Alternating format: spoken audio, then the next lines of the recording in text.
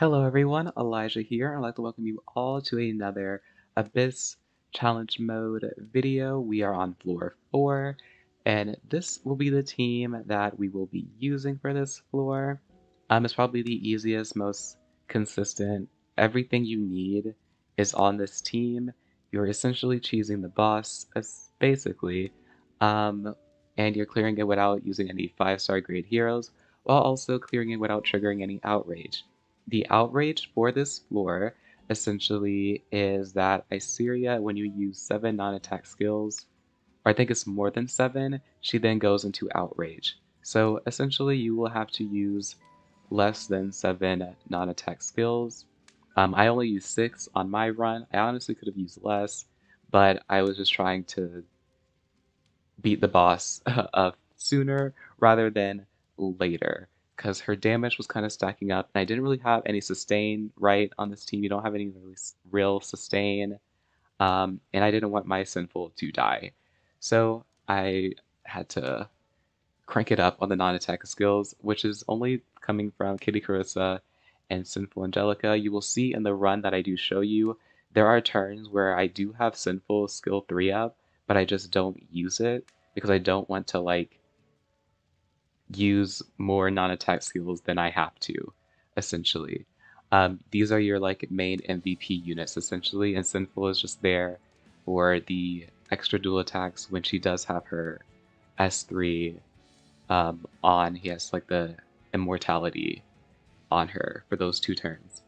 But yeah, that's I guess replacements for this if you do not want to build these units, even though I do think that you won't be wasting any materials and stuff by building these units because they are all useful for other Abyss floors uh, out of the challenge mode, and they are most likely going to be used again in future floors of this challenge mode. So I wouldn't say it's a waste to build these units, but replacements, you could use Tamarin. You do need somebody that can strip fully, preferably on a attack skill, so you can save your Tamarin's S3 for when you need to strip the Iseria. You cannot hit her while she has buffs up, because when she has buffs up, she will trigger, she will heal herself. Every time she has a buff and you hit her while she has buffs up, she will heal herself. So be mindful of that. You can use Tamarin. You can probably use any other strippers that you have. Adventure Ross is probably has to stay here no matter what, just for the defense break, dual attack with your DPS, wherever you choose your DPS to be, and things like that. So let's go ahead and get into gearing. For the most part, their gear is pretty standard. Your Sinful Angelica is going to be built just like any standard Sinful Angelica, relatively fast with a lot of effect resistance. You do not want her to have her immortality to be stripped away. You also do not want her to be debuffed by any chance, or stunned or anything like that. So over 200 effect resistance. I'm using this artifact just for the Guardian to heal her a little bit when she gets below 50% HP, as well as the extra effect resistance. Replacement options, if you have this artifact, you can also use that. I thought about using Idol's Shear just for the combat readiness boost. Other good artifacts for Soul Reapers would be like, what is that one artifact? Oh, you can use this artifact. I'm pretty sure this increases the 20% for you too, I think. If not, then another option would be the guild artifact. Hold on. It is... where is it? It is this one, Bastion of Hope.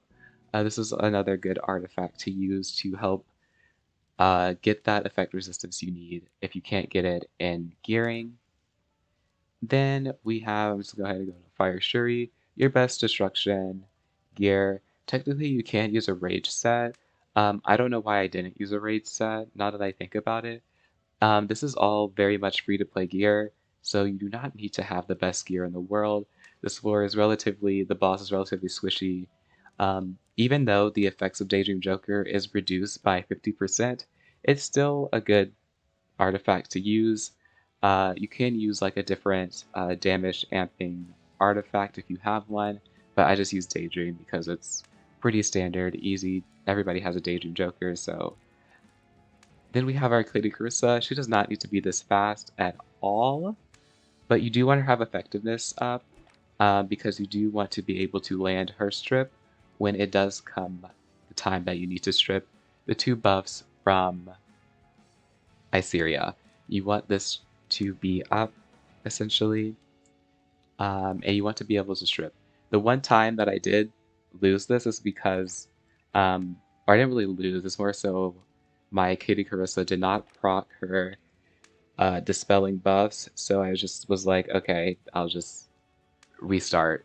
And that's probably the best thing to do. Don't waste your time if your Katie Carissa does not strip those buffs. Just start over. And then last but not least, your Adventure Ross is a pretty standard. Nothing will probably ever change whenever I use them in any of these videos, but you just want to have at least 85% or higher effectiveness. And yeah, you want to be able to land this when it does land. So yeah, I will now take you all into the video of me beating this floor. Alrighty, here we go into this floor. I just go ahead and use my character as S3. That's one non-attack skill. Just, again, be mindful and keep count. I decided to delay a turn. Using that, you want to go ahead and put up your immunity on your Watcher Schuri just to avoid any debuffs. As well as there's going to be a turn where you're going to just need to S1 with Aras anyway, so you're not like wasting a turn by doing that. So you don't necessarily need to wait to be able to slow burn the first go around.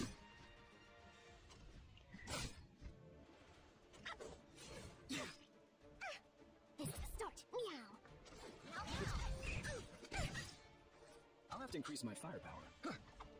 Alright, this is the first buff that Iseria puts up that you want to have stripped away. And then you go back to just beating her up again. It's just pretty standard. You strip the buff and you just go, you know, ham. And just the same thing. This boss is like easy mode using this team. And this is where the soul burning began. If you don't land your defense breaks, it will suck. I'm clearing it a lot faster purely because of that. This is the next thing. So, while she is in that, you don't really want to hit her other than with your Kitty Carissa. So you just want to just like vibe and wait till Kitty's turn comes up and then strip it. She does heal a little bit, but it's not as much as it would have been if you did not strip. And yeah, that's why you want your Sinful to be as high as effect res as possible. And then yeah, that's basically it for this fight. We finish it off in this next couple of turns. So yeah, if you did enjoy, please remember to like, comment, and subscribe. Let me know any of your team suggestions that you use for this floor to help out any other people. And yeah, I'll see you all in the next video. Peace. If I must fight, I hope you're ready. I'll do what I want. I hate being hurt. Should we get started? Take this!